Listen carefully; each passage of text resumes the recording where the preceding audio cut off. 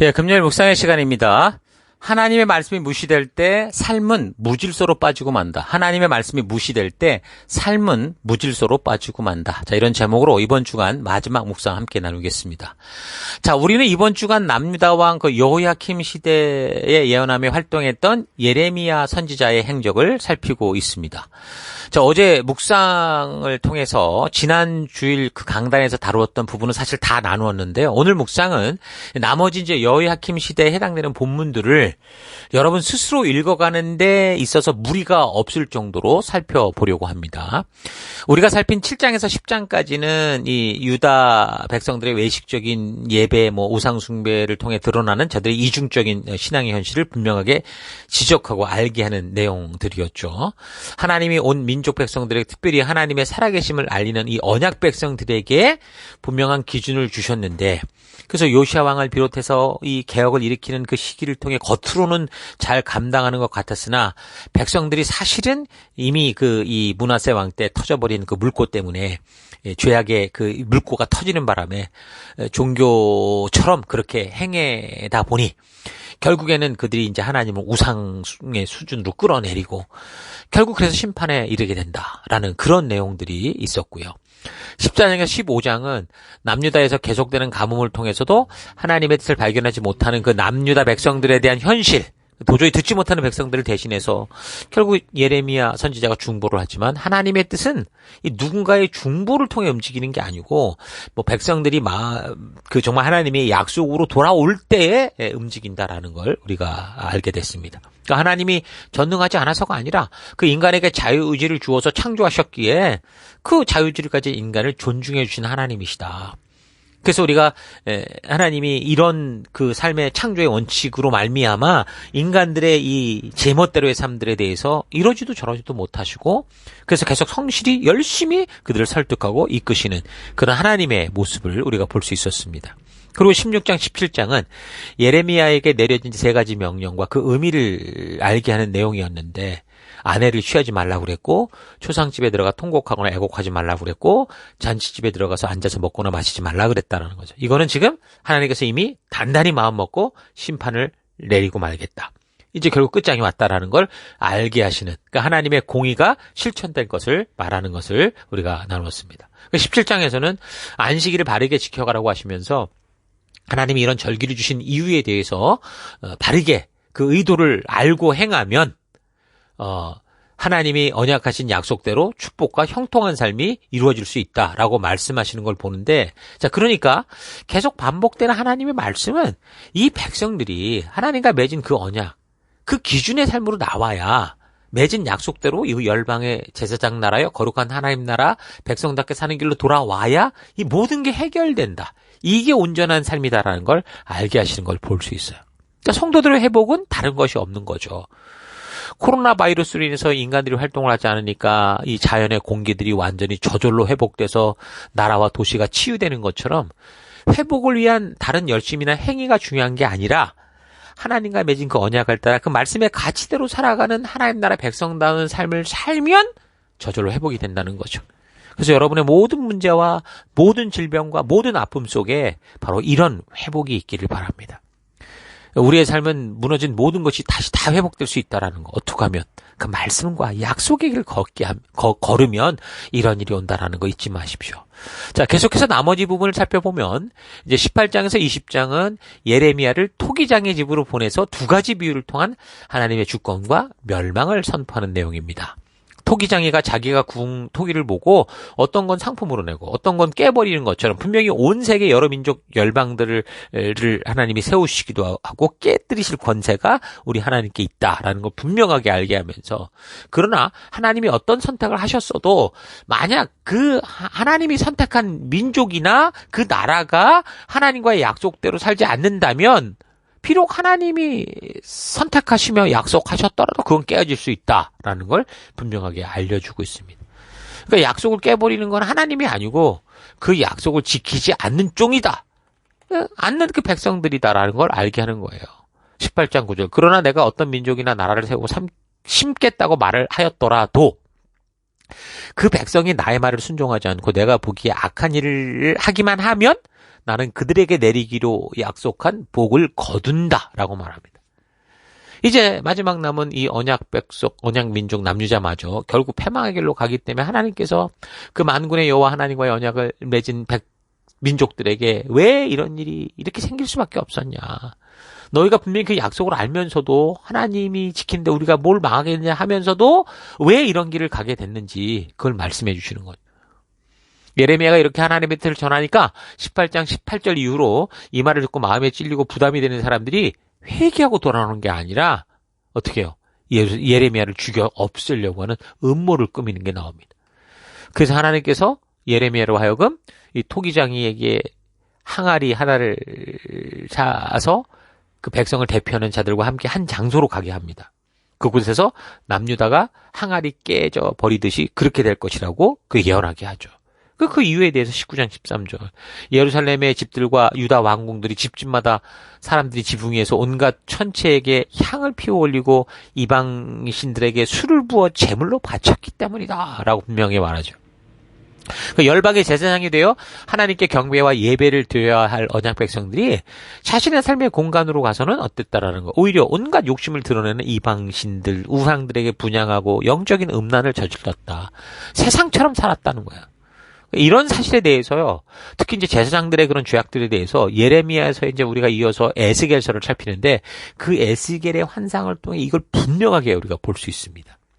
자, 그러니까 이 시대 우리가 살아가며 교회당을 나오고 그곳에서 예배를 드리고 봉사를 하느라고 바쁘다고 하면서도 결국 집에 들어와서는 사회에서 생활할 때 전혀 하나님의 말씀에 가치와는 상관없는 세속을 즐기고 세속의 가치와 유행과 문화를 따라 살아가는 그런 우리들의 이 사명을 이룬 모습을 말해주고 있는 거예요. 그리고 예레미야는 성전에서 예언을 하는데 성전 제사장인 바스훌레에 의해서 매맞고 잡혀서 감금당하는 그런 일이 생기거든요.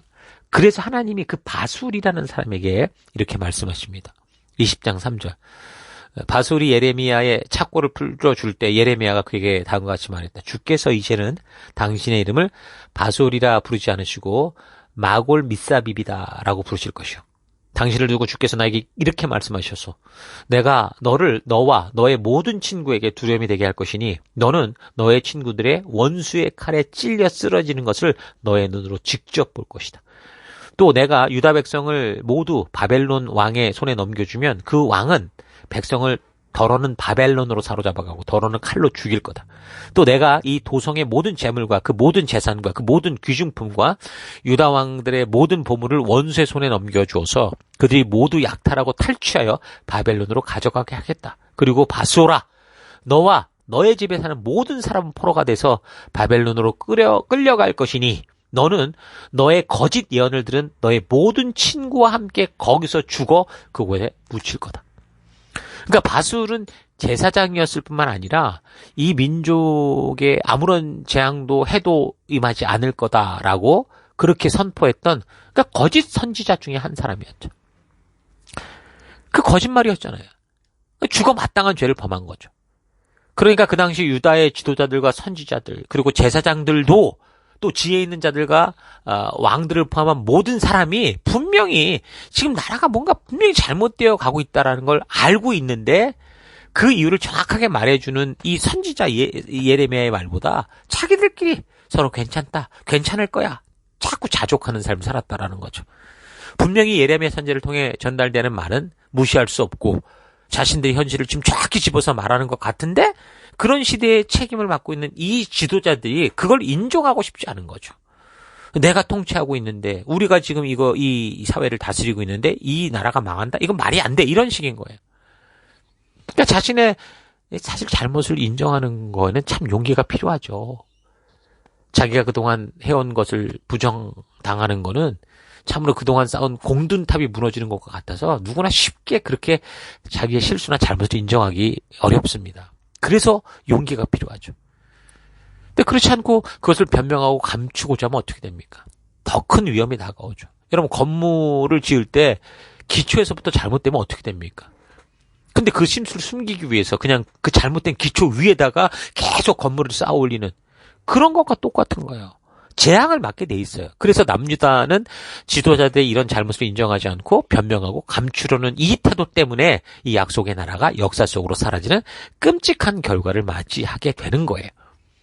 자, 그러면서 20장 7절부터는 예레미야가 메사의 그 시대의 흐름과 반대되는 자꾸 이야기를 하니까 그에게 대항하고 적대시하는 사람들이 많아지고 그래서 두려워하고 그래서 고민을 하는 그런 모습을 보여줍니다.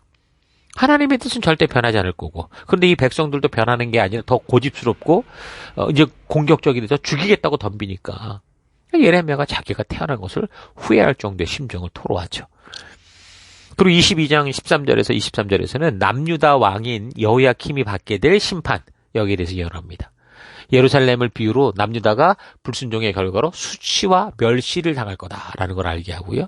23장에서는 그런 절망 중에도 하나님께서 다윗의 혈통에게 나오게 될 그 메시아, 그러니까 하나님이 남은 자를 통해 어떻게 이 역사가 이렇게 흘러가고 너희가 너희 고집대로 가도 나는 이 길을 걸을 거다 말씀하시는 거죠. 하나님의 계획에 대해서 23장 5절 내가 다윗에게서 의로운 가지가 하나 돋아나게 할 그날이 오고 있다. 나 주의 말이다. 그는 왕이 되어 슬기롭게 통치하면서 세상에 공평과 정의를 실현할 거다. 그때가 오면 유다가 구원을 받을 것이고 이스라엘의 안전한 거처가 될 것이다. 사람들이 그 이름을 우리를 공의로 다스리는 주라고 부를 거다. 이렇게 얘기를 하죠. 그러니까 하나님과 맺은 언약의 계약자들인 이스라엘이 그 언약을 다 떠나도 하나님은 언제나 그 언약을 지켜가시는데 언약이라는 게 사실 누구 혼자 하는 건 아니잖아요. 그러니까 하나님은 끝까지 하나님의 음성을 듣고 믿고 그 언약의 약속을 따라 말씀대로 살아가는 그 남은 자들과 그 일을 행해 가신다라는 분명한 그러니까 이사야를 통해서 충분히 들었던 그 이야기를 또 하는 거죠. 그래서 유다가 구원을 받고 이스라엘이 안전하게 거하게 될 거다라는 거는 이 혈통적인 유대인들의 어떤 구원을 말하는 게 아니고요. 하나님의 약속을 믿고 그 언약을 따라 살아가는 믿음의 사람들, 끝까지 약속을 지키는 사람들을 말하는 거예요.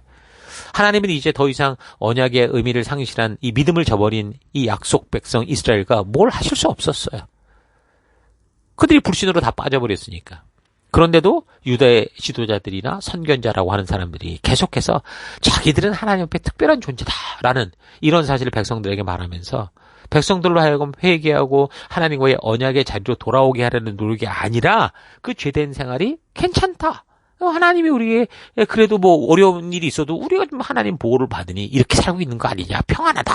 이렇게 말하는 거죠. 그래서 이런 패망의 시대를 향해서 안전하다, 복되다, 거짓 예언하는 선지자들을 고발하고 드러내고 강하게 그들에게 경고를 하는 겁니다. 26장에서는 또다시 하나님께서 예레미야를 통해 지금이라도 언약의 율법을 따라 산다면 너희가 하나님께서 심판을 중지하겠다라고 하시는데 그러나 성전에서 전하는 예레미야의 말을 듣기 싫어서 죽이려고 하는 이 남유다의 종교와 정치 지도자들이 이 예레미야를 잡아다가 죽이겠다고 협박하는 그들의 정말 이 적나라한 현실을 보여주죠. 26장이. 자, 그리고 25장은 여호야킴 왕 4년째 되던 해에 온 유다 백성을 향해 전하게 하는 하나님의 말씀인데 25장 3절 아몬의 아들 요시아가 유다 왕이 되어 13년이 되던 해부터 오늘에 이르기까지 23년 동안 주께서 나에게 계속 말씀하셨고 나는 그것을 여러분에게 열심히 전하였으나 여러분은 그 말을 전혀 듣지 않았습니다. 주님께서는 여러분에게 주님의 종 예언자들을 보내주시되 꾸준히 보내셨으나 여러분은 예언자의 말도 듣지 않았습니다. 여러분들은 들으려 하지도 않았고 귀를 기울이지도 않았습니다. 이런 고발이 이어지면서 남유다가 그래서 결국 바벨론에 잡혀간다. 70년 포로 생활한다. 예언을 합니다. 25장 10절 내가 그들에게 흥겨워하는 소리와 기뻐하는 소리, 즐거워하는 신랑 신부의 목소리, 맷돌질하는 소리, 등불빛을 모두 사라지게 하겠다. 이 땅은 깡그리 끔찍한 폐허가 되고 그 땅에 살던 민족은 70년 동안 바벨론 왕을 섬길 거다. 그러면서 단지 남유다만이 아니라 이제 이 남유다가 이렇게 이 심판과 멸망이 선언됐으니까 이제 남유다를 둘러싼 모든 관계되어 있는 모든 나라들 국가들을 심판하는 그런 예언들이 이제 계속 나오는 그게 이제 쭉 이어지게 되는 겁니다. 그래서 45장에서 49장을 보면 예레미야의 이런 말을 두루마리 책에 받아 적었던 사람이 있어요. 바룩이라는 사람인데 그 바룩에 대한 예언과 그리고 이제 이 남유다에 관련된 주변의 9개국을 향한 심판에 대해서 쭉 나오는 게 45장에서 49장. 그러니까 45장의 경우는 큰 주제로 보면 유다에 대한 예언의 마지막 장인데 시기적으로 이제 바로 뒤에 나온 36장에서 예레미야에게 그동안 하나님께서 말씀해 주셨던 것들을 다 기록하라고 한 것과 연관이 있다고 봅니다. 그러니까 예레미야는 그런 명령을 받고 바룩이라는 사람을 불러서 말해주는 대로 적게 했죠. 이 바룩은 예레미야의 개인 비서 또는 서기 역할을 했던 것 같아요. 그러니까 바룩의 아버지가 네리야인데 51장 59절을 참고하면 유다의 명문 집안 출신으로 짐작이 됩니다. 바룩은 예레미야와 함께 하면서 아마도 예레미야가 겪은 위험한 일들을 같이 겪어 나갔던 것으로 보여요. 그래서 하나님께서 어쩌면 그런 선지자적 사명을 함께 감당하고 있는 이 바룩에게 예레미야와 함께 겪는 이 여러 가지 어려움에 봉착해서 의기소침하지 마라, 힘내라. 하나님이 직접 이렇게 막 책망도 하시고 격려의 말씀을 전달합니다. 자, 그리고 계속해서 46장에서 49장까지 열방에 대한 심판을 예언하시는데 이게 이제 여호야킴 시대에 이게 예언된 거예요. 이집트에 대해 46장, 블레셋 47장, 모압 48장, 암몬 49장 1절, 에돔 49장 7절, 다메섹 49장 23절, 게달과 하솔 49장 28절에서 33절, 엘람 49장 34절 이런 식으로 쭉 심판에 대한 예언이 나오죠. 자, 그런데 주제별로 보면 50장, 51장까지가 열방에 대한 심판으로 묶여져 있는데 시기적으로 볼 때 46장에서 49장까지 9나라에 대한 예언은 이 여호야킴 시대에 예레미야서를 통해 전달된 것으로 보이고 그다음 50장, 51장은 바벨론에 관련된 건데 이거는 남유다를 멸망에 이르게 하는 시기와 관련된 시드기야 왕 시기하고 관련된 예언으로 보입니다. 자, 그래서 다시 순서대로 돌아와서 열방에 대한 예언 이후 36장 여호야킴 4년 BC 605년에 하나님께서 그동안 예레미야에게 말씀하셨던 것을 기록하게 하는 이야기로 연결되는 게 연결되는 것으로 보입니다. 그리고 여호야킴 통치 5년째에 그 기록된 말씀을 모든 사람이 듣도록 낭독하라고 합니다. 그리고 이후의 내용을 보면 그래도 그 낭독하는 것을 듣던 사람들이 그 기록되고 들은 내용을 왕에게 알게 하기 전에 예레미야와 바룩을 숨으라고 그래요. 그 예레미야의 입을 통해 전달되는 것들이 이게 분명히 이 왕에게 영향을 미치고 왕은 분명히 또 이제 이상한 꼴값을 떨 거니까 이걸 알고 사람들이 이제 그거를 말하기 전에 숨어라 이렇게 하는 걸 보면 이 사람들이 그 말씀이 어떤 역할을 하고 있구나라는 걸 알고 있다는 거죠. 그리고 결국 여호야킴이 이 기록된 말씀을 그래서 듣게 될 때 어떻게 했냐면 이 여호야킴이 이 기록된 말씀을 다 찢어서 불태워버렸어요. 그 왕과 신하들이 또 한통속인 그런 종자들은 두려워하거나 슬퍼하지도 않고 하나님의 말씀을 찢고 불태웠는데 그 오히려 다른 사람의 이 충고처럼 예레미야하고 바룩 잡아오라고 막 그러는. 그러니까 이 여호야킴 시대의 상황이 어떤 상황인지 이런 걸 보면 우리가 분명히 알 수 있죠. 도저히 회복될 수 없고 돌이키고자 하는 마음도 없고 그래서 심판을 받을 수밖에 없는 그 포화 상태를 보여주는 겁니다. 그 불태워지니까 하나님이 다시 적으라고 그래요. 36장 27절. 예레미야가 불러주고 바룩이 받아 쓴 그 두루마리를 왕이 태운 뒤에 주께서 예레미야에게 다시 다른 두루마리를 구해다가 유다왕 여호야킴이 태워버린 첫 번째 두루마리에 기록하였던 먼저 번 말씀을 모두 그 위에 다시 적고 유다왕 여호야킴에게 주의 말을 전하라 하였다.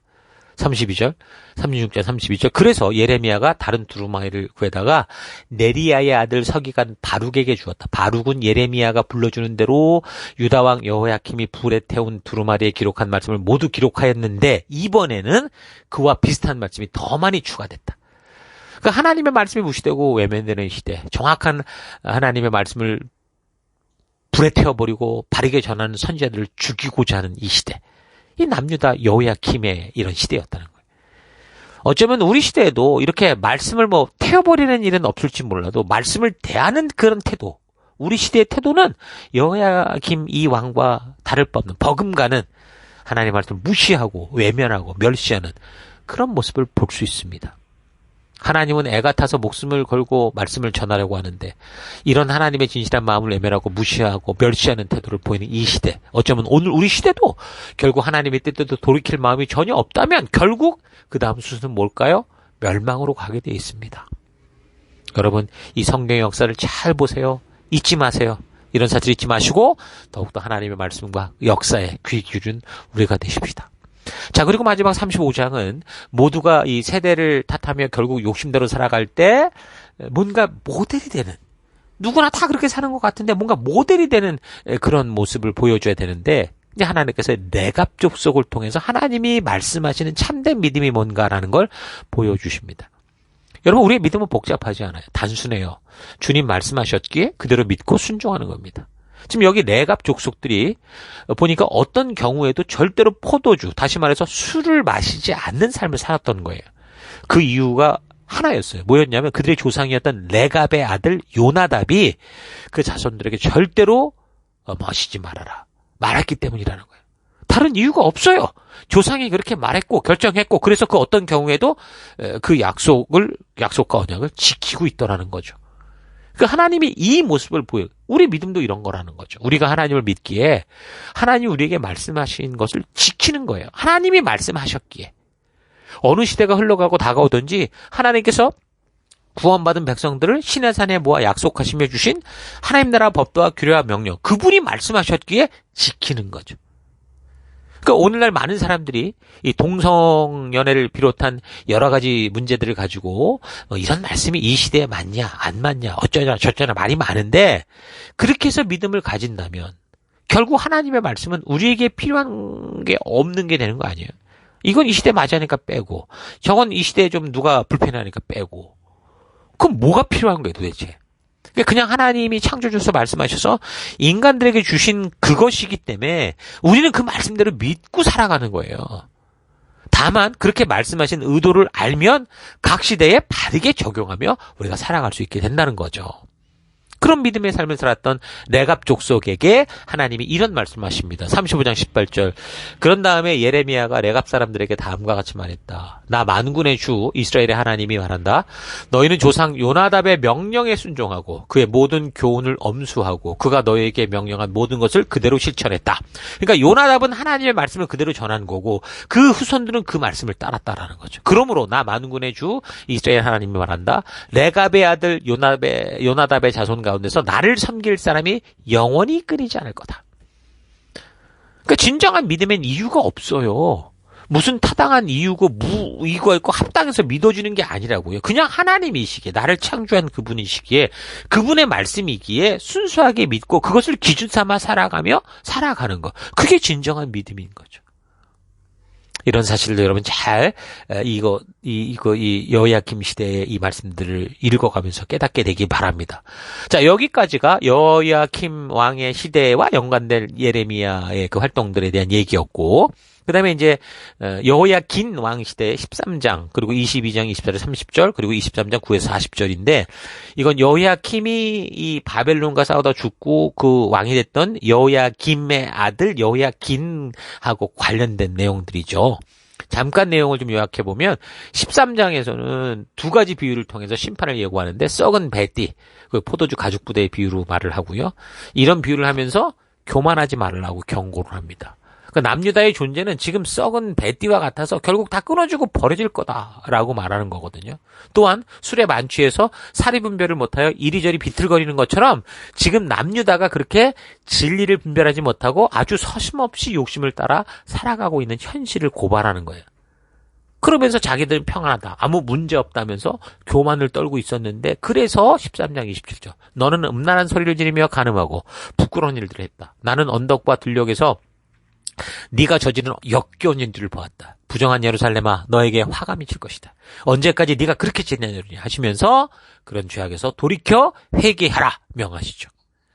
자, 그리고 이제 22장 24절에서 30절은 여호야긴 왕의 미래를 예언하는 말씀입니다. 이 사람은 아버지 여호야킴이 바벨론과 전쟁에 나갔을 때 이제 이 통치자로서 이제 이 예루살렘을 지켰던 사람인데, 근데 결국은 이 3개월 정도밖에 왕의 역할을 못했어요. 바벨론에 의해서 결국 점령당했기 때문에. 근데 그에 대한 평가는 참 비참한 거였습니다. 자, 그리고 이제 23장 9절에서 마지막 이 40절은 거짓 선지자에 대한 그 심판 경고가 나옵니다. 이 부분이 여호야킴 시대와 이제 섞여 보이는데, 조금 전 말했듯이 여호야긴은 아버지 여호야킴을 이어 불과 3개월을 통치했으니까 사실 같은 시기적 상황이다, 이렇게 봐도 무관합니다.